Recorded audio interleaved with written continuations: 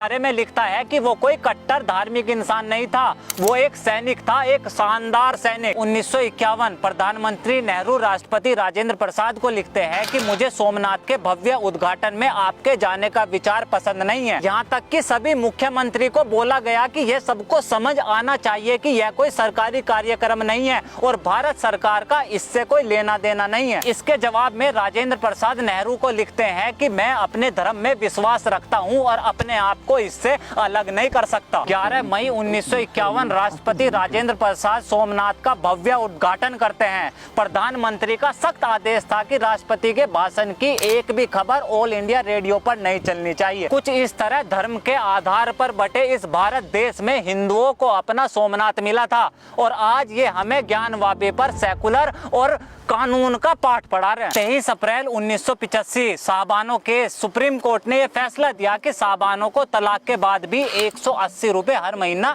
दिया जाए। इस फैसले को इस्लामिक मामले में दखल बताकर संविधान चहेते शांति प्रिय लोगों ने 1 साल तक पूरे देश में बवंडर मचाया और तभी 1986 उस समय के प्रधानमंत्री सेकुलरिज्म की एक नई मिसाल पैदा करते हैं। कोर्ट के उस फैसले को खत्म करने के लिए संसद के अंदर खास मुसलमानों के लिए एक नया कानून पारित किया। साहबानों जीतकर भी हार गई और ये संविधानीकृत राष्ट्र सेकुलरिज्म का खुलेआम नंगा नाच देखता रहा और हमें ये संविधान की धारा प्लेस ऑफ वर्शिप एक्ट 1991 हमें पढ़ा रहे हैं। साल 1991 में अयोध्या राम जन्मभूमि आंदोलन अपने चरम पर और नारा बस एक था, अयोध्या तो बस झांकी है, काशी मथुरा बाकी है। देश की सारी सरकारी ताकतें एक होकर मुस्लिम वोट बैंक को खुश करने लगी। कार सेवकों पर अंधाधुंध गोली चलाई, राम नाम को काल्पनिक बताया गया, मां सीता के चरित्र का उपहास उड़ाया और कांग्रेस ने तो इन सब के ऊपर सेकुलरिज्म की एक और नई मिसाल पैदा कर दी। वर्ष 1991 में संसद के अंदर एक कानून पारित किया गया।